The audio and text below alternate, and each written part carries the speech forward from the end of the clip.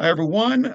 Brian here, back with brand new interview today. I am speaking with James Asmus and Jim Festante, both writers of the hit book Survival Street. Thank you guys for joining me. I really appreciate it. Thank you so Thank much you, for Brian. talking to us. Now, if I could sum up Survival Street, it takes place in a dystopian America where corporations have taken over, and you have this team of freedom fighters that are kind of forgive it for me saying, but Sesame Street like characters who are trying to save other kids and try and be the freedom fighters for the main thing. I mean, I've seen things obviously with dystopian Americas before, but the concept of characters from a public children's show, where did you guys come up with something like that? Um, so Jim and I were kind of peak pandemic wanting to come up with our next original series to do together, which we've Right. done a few. And we there were so many things that we had anxiety about in the real world, and so many of our series are about things we like we try to make them really about something. And Understood. so there was an embarrassment of horrors for us to choose from. So we started thinking about, well, can we maybe build a world that would let us address anything and everything, and every issue could tackle a different facet of why we're terrified for the what the world's going to be by the time our children are adults, right? And so we just started building a world about where corporations get everything they want, and they basically privatize America, carve it up for parts. They get to make all their own laws in their own company town. And it was just a detail of our world building when we said, well, of course they would close PBS, so the very real creatures who make children's television would be out of a job, and we could show what else they have to go do. And ha ha ha. But then really quickly we were like, oh wait, those would be the heroes of this story, because children's entertainment creatures teaching you about sharing, compassion, empathy, selflessness, but also just like education, building community. Those are the opposite of capitalism, and especially the current version that the algorithm wants to make you angry. They want to make you isolated in your house watching their Right. streaming service. They like there's all these things that are about division, that are about greed, that are about selfishness in the world that we are horrified by, careening faster and faster towards. Those are the heroes, those are the antidote, those are they embody the everything that we want that more of in the world. Yeah, and it just made sense. It's not. I could understand how someone might, not quite get what we're going for and look at it and just Right. think, oh, it's a puppet's behaving badly, and it's like, no, no, no, Yeah. no, that's actually not what this is. They're actually, they're also a stand-in for people that are, particularly vulnerable to capitalism. An immigrant population.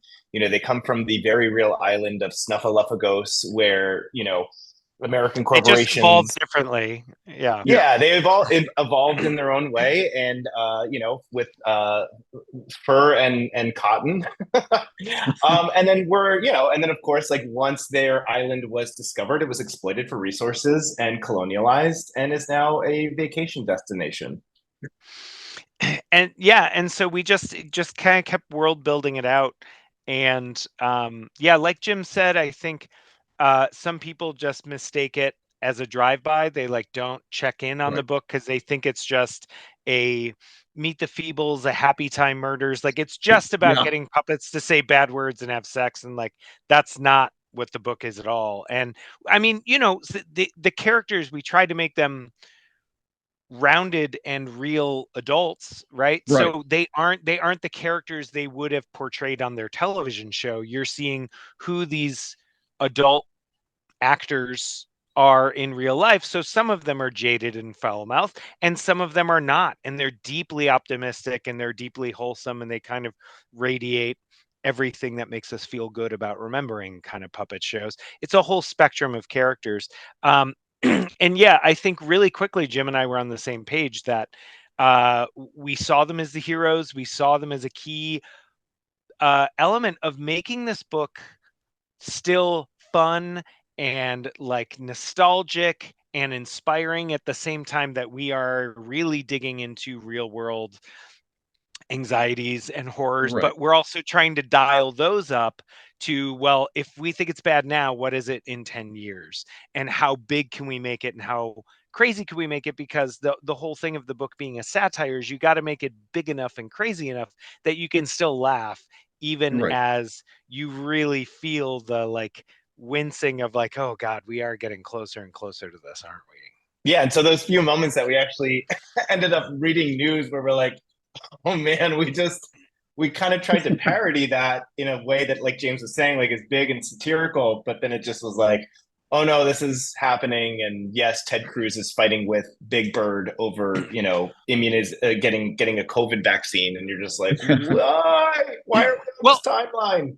and while the first volume was coming out, all these states started passing laws repealing child labor restrictions and saying like, no, no, no, an 8-year-old can work in a meat slaughtering factory overnight. That's fine. Because you can pay them less than a regular worker. And it's just like, why are we backsliding to this place? And like, it was a joke that in this, they were rescuing children out of factories and things like that. Every issue is a different mission, but that was like literally our issue 0 was them pulling kids out of a factory where they were force feeding them coffee so that they would keep working on the assembly line. I mean, I have to admit, I first saw the cover, I did have that assumption, Meet the Peoples type of style. But as I read it, the there are layers there. I mean, yes, there is an overall kind of humor, but the satire it really does hit home. And it's just like I've read it a couple times now, and just you have layers under layers on some of this stuff, and it's the puppet characters are just they really hit home. It's just like, yes, they look like puppets, but it's just their personalities are just like everybody else. But you got the one who's addicted to ice cream, and it's a big addiction. It's like a drug addict, and it's not. It's silly at one point if you think it in one way. At another point, it is kind of depressing and sad a little bit, but it it, it works though. I mean, I really appreciate hearing that so much because I gotta say, Yeah. when we were working on it, we loved it so much, and we feel the comedy and the tragedy of these characters and of the world. Like we are so sincerely invested, but also once we made the book and we found Abele as our artist, Abele Kusanov, and he just was on the same page with us on the concept immediately. Like we from his character designs to the storytelling in the first pages he did, he was so in sync. I really was like, oh my God, it's amazing that this is a book. I really can't point to something and say, well, it's like this, but here's Yeah, how our story is different. It is really different enough. Obviously, I could build a Venn diagram of like it's right, these 3 or 4 things and we're in the middle, but I can't say it's just like this, right? right. And so the fact that we all clicked into the same vision so quickly gave me a lot of hope that it would make sense to readers. And the reaction has been amazing. And I've been writing comics professionally for 16 years, and I think like the enthusiasm I've seen, the degree to which people just kind of snap into place with it, has been beyond almost on par or beyond anything I've been a part of. And I have to say that I think I'm so grateful still when I hear that it works for people and it lands because we feel it so much. And when we were starting to pitch it out, I was like, I'm so proud of this already, but I could understand if no one picks this up. and and fortunately that wasn't the case. I gotta admit, the only problem I had is when it ended. I was just like, oh God, I gotta have more. It's a good But problem for us to have. Yeah. but you guys are having a sequel to it. So you have Survival Street, The Radical Left, and that's coming out September 25th from Dark Horse again. Yep. Can you tell us a little about like what we're gonna expect, looking forward to? Jim, you want to Yeah. I tee mean, off? we James and I, we didn't want to just do more. We didn't want it to be just like another four issues of like, okay, now they're rescuing them from this place, and now they're Right. going to rescue. You know what I mean? So it's just like, how do we kind of approach this in a way that's like interesting, and it's telling more of a story, and it's getting a little deeper, and maybe finding other layers that we hadn't really exposed in the first volume. And I think one of the big things for us, while they do still kind of go up against these big entities that are kind of, these new boogeymen of this late stage capitalism that we're living in, like AI and IP rights and all of that kind of stuff, but also just like what are the inner turmoils within the team itself and within their Right. allies, because I think that one of the problems, because the left tends to be a bigger tent than the right and Mhm. is more welcoming of different points of view, that it can be very difficult to have a cohesive way of approaching how do we solve some of these problems that we know are very damaging and very prevalent in society right now. So Okay. it's like, even just the puppets themselves, the team itself is just like, you know, on the one hand, yeah, they're fighting for these kids and they're, kind of violent about it. Well, what's the difference between, what they're doing and calling them terrorists? It's just a point of view. And it's like, Right. how far do you go? And so we just wanted to kind of take a look at like, what are some of the issues that this big tent has amongst themselves, and where do we have these moments where it's just like, okay, enough with the purity test, enough with like, if you don't agree with this, then we're going to kick you out or you're not part of it. And it's just like, look, we have very big, very real problems that need to be solved, and we're not all going to agree on how we should do it, but that Right. doesn't mean that we should fight amongst ourselves or give up and not try. Like, these things need to be handled. So what is a way that we can kind of come together and do that?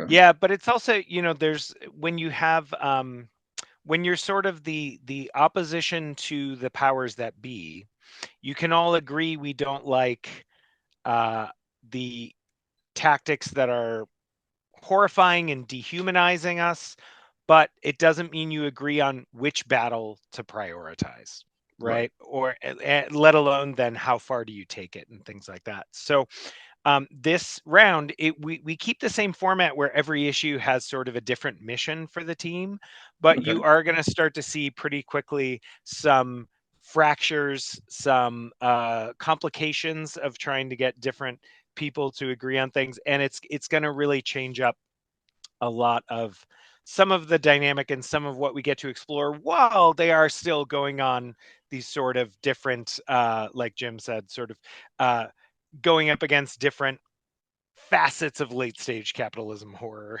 each issue. So we get to we get to still play that game, but we start creating, I would say, like harmonies for it as Okay. well, and it sort of starts turning a little bit of scrutiny back on ourselves as well. I mean, it definitely was. I'm looking forward to the new one coming out, but the first one was definitely, just it's a great combination. It's got heart. It's got lots of humor in it. I mean, my favorite had to be the uh, I can't even think of the actor's name. Charlton Heston robot, or it started off as a Oh, statue. Yeah. It was yeah, yeah. Well, we're In not this, subtle. This is not a subtle book. right, right. If you haven't read it, it's Yeah, yeah, it's it as subtle as a sledgehammer. yeah, it yeah. swings. It swings hard. I. It's funny. I've seen no shortage of people where if they if their politics are not if they're in a very different place, because I would even say I've talked to plenty of people who are like, I'm not entirely where you are politically, but I really loved the book. But I think if someone's really pro corporations should do whatever they want, and my state should pass laws picking on individual groups of people, like if you're in that camp, you won't like it. But there were some people who specifically were like, oh, well, why is it so so in your face about it? And I was like, because Oh no. I Oh. read so many comic Alan Moore where I thought the politics were very clear, and then people wildly Thanks. interpreted them. That James, we're losing you. You're frozen. You're breaking up. To me, I feel like, oh, I think I froze. Yeah. Yeah. I froze. The powers that be overheard. They're shutting down James's internet, trying to silence us. Hopefully he can make it back.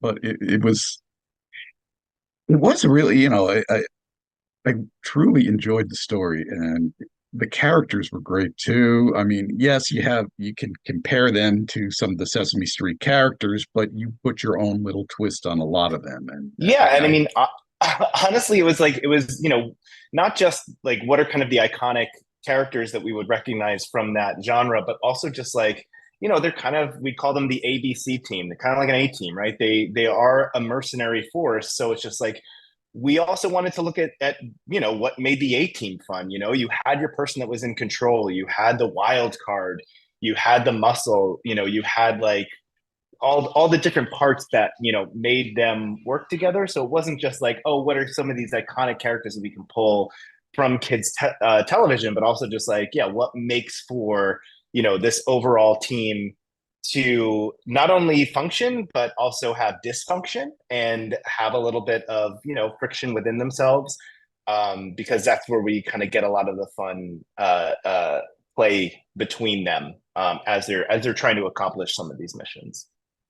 definitely, it does come across in the book of, the way their personalities are, and each has a different way of doing things, but yet they still end up reaching the end goal for the most part, it seems. And it's uh I mean, you got the one with the PSTD, and then you have that the hippo.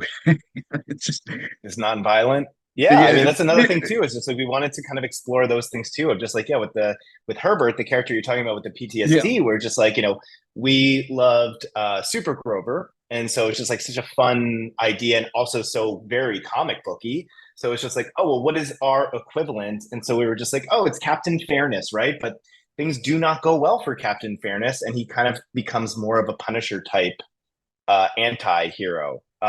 So yeah, so again, just like playing within comic tropes as well has been fun.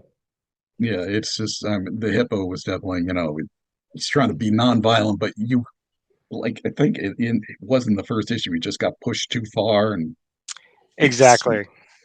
Yeah. and you just saw him let loose with all this rage and stuff. And but Well, and we are friendly soft boy libs ourselves, but there's definitely a point. There's a point at which you can only stomach so much, like effrontery to right, decency and to kindness, or you can only see people sort of taken advantage of so much until you have like a real anger, or you have to, like we're saying in this one, like where do you need to draw the line and change tactics? Like where do you need to stop bringing a hug to a gunfight? Yeah. I think James is freezing up again. Yeah. Yeah, but it is true. It's just like, like what are going to be the tactics that are actually successful, and what, how are we going to make sure that, again, just watching all of these protections and everything just get rolled back. It's like you kind of have to change your tactics with it. And it's like, our side tends to fight fair, but that doesn't do you much good when the other side doesn't. Yeah. Um, it's the corporations were definitely a lot of them, especially the Nestle equivalent that you had there, that it just really hit home. It just kind of like rang true. I think there was an incident with Nestle water. Yeah, well, that's a real one where Nestle keeps trying to buy up water rights in Yeah, different parts of the country in order to have more, bottled water access. But then you hear about local places suffering as a result of loss to fresh drinking water, or that it getting priced out of it, or some other scarcity for people needing it to survive. This other company is creating a market and feeding a market, just for their own profit, and to stop somewhere right. in those same towns where they can't get their drinking water anymore, but you could go buy a bottle of water for $6 at a gas station, is just like, that's the kind of insult to human decency that Yeah, we're sort of reacting to in the Yeah, and then series. yeah, also taking that idea one step further too, of you had, during, Obama versus Romney, and Romney was saying corporations are people. And it's just like, really? So I guess again, like now we can, in our world, okay, well, I guess then corporations can run for positions of power and cut out the middleman. And, why bother being a lobbyist when you can just be, The Senator senator. Disney or Senator yeah, Dollar Tree. Yeah. And when one of the jokes that we have, like early on, we introduce a new set of characters in this book, because not only do we kind of change it up, but we also add some fun new characters. And there's kind of a Dr. Teeth and the Electric Mayhem band that the team has been friends with, from their time on the show. And then we also say when they were in art school together. And they're doing a concert and they just yell out, like, corporations aren't people until they can get the death penalty. So it's just like, just again, like taking it that one step further. And then I had a friend email me a horrifying article that was just like, there was a town, I forget where, I want to say it was like somewhere awful in like Connecticut, where they were just like trying to elect a corporation to Oh my like a God. You position should have. of, yeah, I forget where I saw it. I don't want to butcher it and get it wrong, but like Oh, he was you just need to like, send this to me. yeah, I thought I had, but No. I'll look for it again in my email. But he was just like, you guys got to stop predicting the future. Yeah. yeah. It's the book's definitely a huge social commentary, but it's just I really the humor did add a lot to it.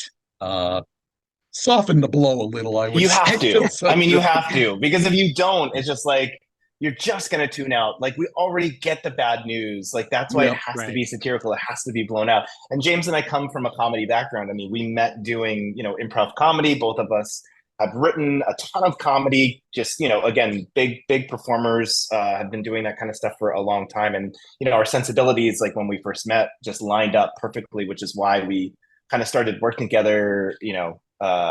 I won't say how long ago, but it's been a while now. I said it last time and James got mad at me. Well, there's a It's been a publishing while. record. I mean, at the very least, our first book True. together came out over 10 years ago. Just Yeah. terrifying. Yeah. But yeah. again, but like you're saying, Brian, we just, yeah, you have to, it's got to be that spoonful of sugar makes the medicine go down, because otherwise it's just like, it's too much.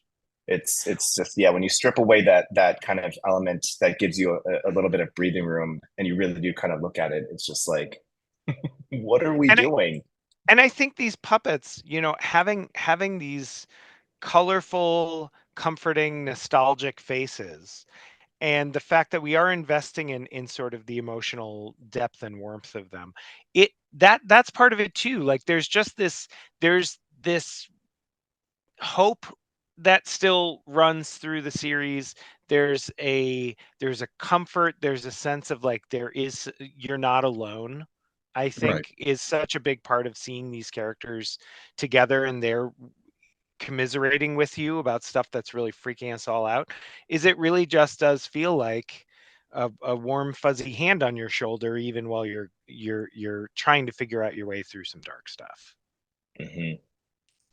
I also kind of like the fact that the in your book, it's the human who is a little of the team who's a little trying to see the positives of everything, and and it's not just, yeah, I don't want to say not with it, but it's just like he's just still going along with the crowd sometimes. Like he gets wrapped up in it, and but the puppets are more down to earth than the actual human is, which I found that, very interesting.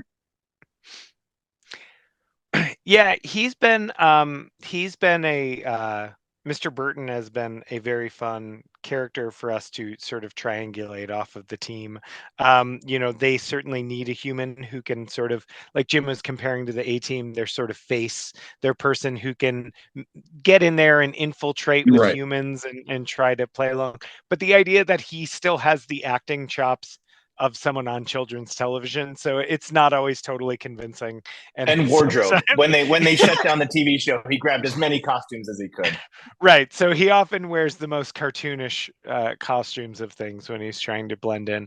But yeah, this idea that he is sort of a pacifist and wants to see the best in people, but is always looking for a compromise. But you also sort of understand there's always sort of a person who isn't quite as radicalized, and Right. especially I think someone who might have some things in common with the person you're adversarial with more than you do. And there's sort of ways he is and isn't straddling the line. But it just, a lot of these things are in the book, some of them are literal, some of them are metaphorical, and some of Right. them blend those things together. So like you said, yeah, we just kind of kept creating sort of turduckens as we went, where it was thing on thing on thing, but then we try to, carve it up into pieces where it still all kind of works together, without, collapsing under its own complexity or anything. It's mostly just clean, fun rides that have some bang and some surprise, but some real things to say. Abilay's art really just complemented the story. It's you guys did a great collaboration with him. It is a hit, right? That's really Yeah, yeah, yeah, okay. yeah. I'm sorry. No, that's It's okay. It's a name I had never heard before we met him online, and he's I in Kazakhstan. I gotta say some of his art style did kind of remind me. If you look at the old Ben Englund kick run, it Oh, seems nice. Yeah. it does seem like he was kind of I don't know if you read it or not, but a lot of it just the style just kind of seemed almost similar to it. So, but I still loved, his art, and just it really did complement the story, really. And the pacing was great. You just had this really nice pacing, and everything came together very well. Yeah, it's a really Abelé, great creative team. yeah, Abelé has not only got what we were like understood the spirit of the book and the character designs and all this, but right out of the gate, he had not had a ton of published work, but his visual storytelling is fantastic. Right. Like his Great. his action sequences are so clear and so impactful, and you really feel he has such a great sense of storytelling across panels. He has a great sense of focus and where to add more and where to like keep it really stripped down. You feel the emotion, Oh yeah. and like truly he got so many compliments and reviews on the first round of being like, this is a comedy book about puppets, but its action sequences are like clearer and better than most superhero comics. And I absolutely agree. He has the full slate of skills as a comics artist, and he just pours it into every issue. So we're so Yeah, and grateful to have him. if people haven't read it and they're interested in the book, I mean, we pitched a 13-page story that James and I wrote, and Abelé did the art for, and it's on our website. If you go to futureskeletons.com, I'll futureskeletons.com, you can I'll I'll, find a book. I'll put a link down below for you Cool. guys. Yeah, Great. there's an issue 0 that you can download for free and check it out if you think that this is something you might be interested in. Yeah. Yeah, if you haven't read it, definitely have to read it. I highly recommend it. It was very enjoyable read. Like I said, nice social commentary, but like not in your face. So that was very nice to read, especially like you guys said, in today's day and times, it's nice to have that satire and not just seeing how the news is today. Sure. Right. Yeah. Well, that's the thing. We didn't want to parody any like one event or events. You know, it was just kind of like what the general state of things were as or are as James and I kind of see them. But when you said predicting the future, and it really does seem like we're going down that route. So Mm-hmm.